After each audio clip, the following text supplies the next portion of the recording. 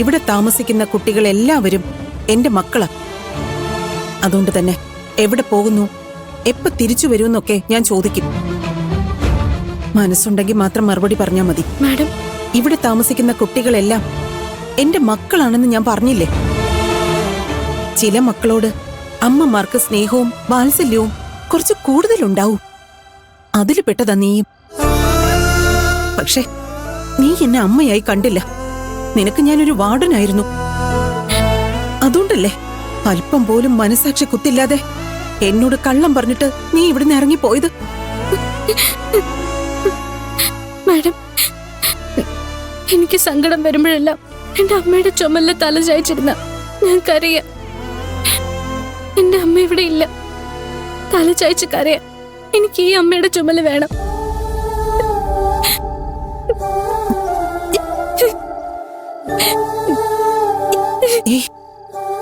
മോളെ മോളെ കരയല്ലേ. ഒരു തെറ്റും ചെയ്യാത്ത എന്നെ കള്ളിയാക്കിയതും ജോലിന്ന് പറഞ്ഞു വിട്ടതും മാഡത്തെ അറിയിക്കാൻ തന്നെയാ ഞാനിവിടെ വന്നത്.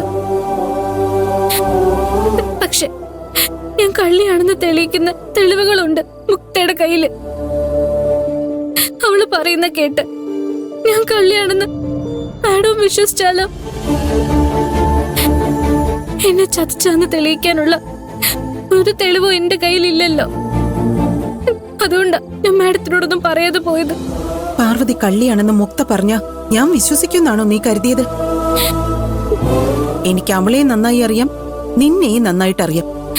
പ്രതിസന്ധികളോട് പൊരുതി നിൽക്കാനുള്ള കരളുറപ്പുണ്ടെങ്കിൽ മാത്രമേ ജീവിതത്തിൽ വിജയിക്കൂന്ന് മാഡം പറഞ്ഞത് എനിക്ക് നല്ല ഓർമ്മയുണ്ട്. പ്രതിസന്ധികളോട് പൊരുതി നിൽക്കാനുള്ള കരളുറപ്പ് എനിക്കുണ്ടെന്നായിരുന്നു എന്റെ വിശ്വാസം. പക്ഷെ മുക്തയും കരുണാകരൻ സാറും രഘുവും ബെഞ്ചമിനും എല്ലാവരും ചുറ്റും നിന്ന് ആക്രമിച്ചപ്പോ എനിക്ക് പിടിച്ചു നിൽക്കാൻ പറ്റിയില്ല മാഡം. ഞാൻ തോറ്റുപോയി. ഞാൻ കള്ളിയാണെന്ന് മുക്ത പറഞ്ഞ അത് വിശ്വസിക്കുന്നവരും ഉണ്ട് ഇവിടെ. അവരൊക്കെ എന്നെ കള്ളിയെന്ന് വിളിക്കും. അത് കേട്ട് നിൽക്കാൻ എന്റെ മനസ്സ് അനുവദിക്കാത്തോണ്ടാ ആരോടും പറയാതെ ഞാൻ പോവാൻ തീരുമാനിച്ചത്. സഹായിക്കാൻ ആരില്ലാത്ത ഈ പെണ്ണിന് ഓടി ഒളിക്കാനല്ലേ കഴിയൂ. ഞാൻ പറയാതെ പോയത് മാഡത്തെ വിഷമിപ്പിച്ചെങ്കിൽ മാഡം എന്നോട് ക്ഷമിക്കണം. സ്വന്തം മോളെ പോലെ കണ്ട് എന്നോട് ക്ഷമിക്കണം. പാർവതി, നമ്മൾ ആഗ്രഹിക്കുന്ന വഴിക്ക് ജീവിതം പോവില്ല. അത് പോകുന്ന വഴിക്ക് നമ്മൾ പോണം. വഴിയില് കല്ലും മുള്ളുമൊക്കെ ഉണ്ടാവും. വീഴ്ത്താൻ തക്കം പാർത്തിരിക്കുന്ന ശത്രുക്കളും ഉണ്ടാവും. അതിനെയൊക്കെ മറികടന്ന് മുന്നോട്ട് തന്നെ പോകുമെന്ന് മനസ്സിലുറപ്പിക്കണം. നമ്മുടെ യഥാർത്ഥ ശത്രു ആരാണെന്ന് അറിയോ പാർവതിക്ക്? തോറ്റു പോകുമോ എന്ന ഭയം. ആ ഭയമാണ് നമ്മുടെ ശരിയായ ശത്രു. അതുകൊണ്ട് ഇനി എന്തു വന്നാലും ഭയപ്പെടരുത്. സഹായിക്കാൻ ആരുമില്ലെന്ന് നീ പറഞ്ഞില്ലേ? അത് തെറ്റാ. ഞാനുണ്ട് നിനക്ക്.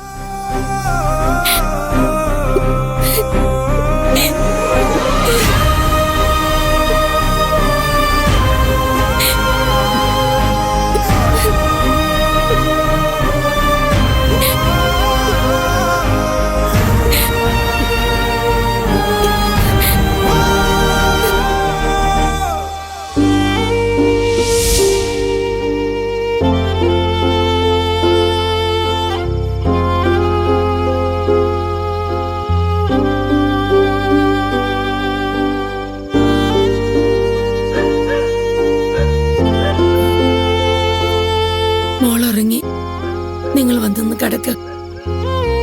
പ്രായമായ പെൺമക്കളുണ്ടെങ്കിൽ അച്ഛനമ്മമാരുടെ ഉറക്കം നഷ്ടപ്പെടുമെന്ന് ഞാൻ കേട്ടിട്ടുണ്ട്. പക്ഷേ ഇത്രയും കാലം ഞാൻ സുഖമായി കിടന്നുറങ്ങിയിട്ടുണ്ട്. കാരണം എന്റെ മക്കൾക്കുറങ്ങാൻ അടച്ചുറപ്പുള്ള ഒരു വീടുണ്ടായിരുന്നു.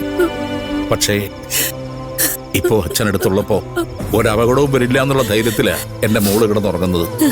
മോൾ ഉറങ്ങണമെങ്കിൽ അച്ഛൻ ഉണർന്നിരിക്കണം. എന്റെ കരച്ചിലിനി തീർന്നില്ലേ ദേവി? എനിക്കിനി എന്നും ഈ കരച്ചില് തന്നെയാ. ഇത് ജീവിതത്തിൽ തീരുമെന്ന് തോന്നുന്നില്ല.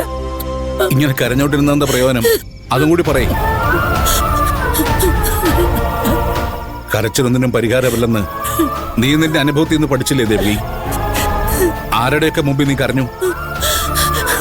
പൊന്നും പണവും ഇല്ലെങ്കിൽ ലക്ഷ്മിയെ വേണ്ടാന്ന് പറഞ്ഞ് തിരിച്ചുപോയ ആ പയ്യന്റെ വീട്ടുകാരുടെ മുമ്പിൽ നീ കരഞ്ഞില്ലേ? എന്തെങ്കിലും പ്രയോജനം ഉണ്ടായോ?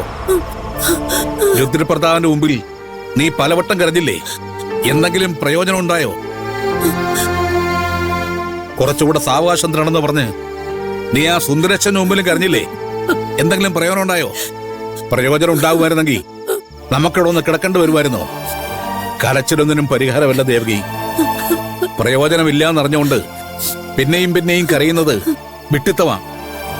അല്ലാതെ പിന്നെ ഞാൻ എന്താ ചെയ്യേണ്ടത്?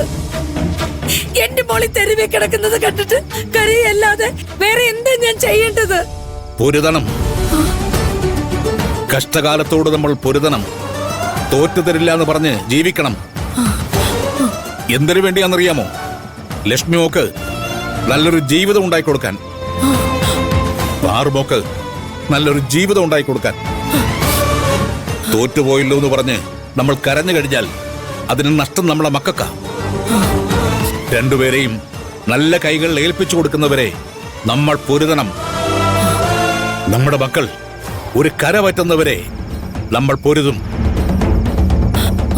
ഒരു സുന്ദരേശനും ഒരു രുദ്രപ്രതാപനും നമ്മളെ തോൽപ്പിക്കാൻ കഴിയില്ല. നീ കിടന്നു, ഒന്നും പേടിക്കാതെ കിടന്നു. ഞാൻ കാവലുണ്ട്. പോയി കിടന്നു.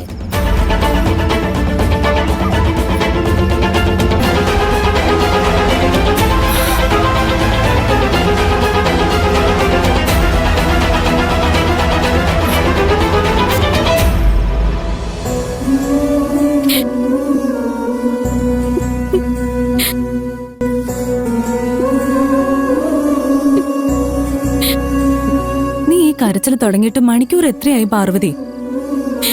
ഈ നേരം വരെ ഒരു തുള്ളി വെള്ളം പോലും കുടിച്ചിട്ടില്ല. മതി കരഞ്ഞത്. ക്യാൻറ്റീനിൽ പോയി എന്തെങ്കിലും കഴിക്കാം. ഇല്ലെങ്കിൽ നിനക്ക് എന്തെങ്കിലും അസുഖം വരും. വാ, എഴുന്നേക്ക്.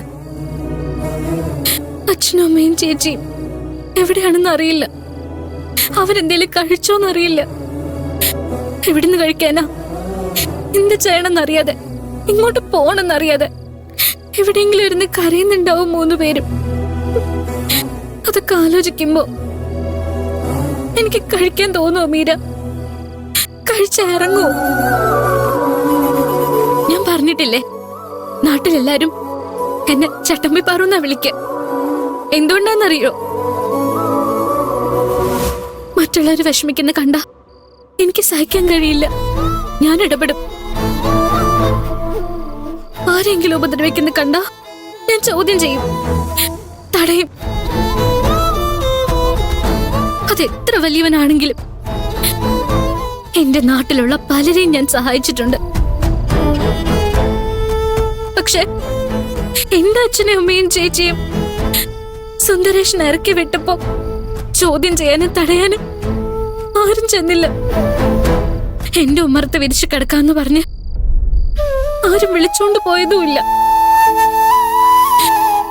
3 മക്കളുണ്ട് എന്റെ അച്ഛനും അമ്മയ്ക്കും. അവരെ കൊണ്ട് കഴിയാവുന്നത് പോലെ നന്നായി തന്നെയാ 3 പേരെയും പോറ്റി വളർത്തിയത്. വയസ്സാം കാലത്ത് മക്കള് തണലാവുന്ന് അവര് കരുതിയിട്ടുണ്ടാവും. തണലാകേണ്ട ആൺതരി കുടുംബത്തെ കടക്കണിയിലേക്ക് തള്ളിവിട്ട് സ്വന്തം കാര്യം നോക്കിപ്പോയി. ചേച്ചിയുടെ കല്യാണം നടത്താൻ വേണ്ടി അച്ഛൻ കടം വാങ്ങി വെച്ച് പൊന്നും പണവും മുഴുവനും വാരിയെടുത്തോണ്ട് ഓടിപ്പോകുമ്പോ ഒരു മനസാക്ഷി കുത്തം തോന്നിയില്ല എന്റെ ഏട്ടന്. അച്ഛന്റെ നെഞ്ചില് ഒരു വലിയ മുറിവായിട്ട് അതിപ്പോഴും കിടക്കുന്നുണ്ട്. പക്ഷെ അച്ഛൻ കരയില്ല. കരഞ്ഞ അമ്മയ്ക്കും ചേച്ചിക്കും എനിക്കും വിഷമാവുമല്ല. അതുകൊണ്ട്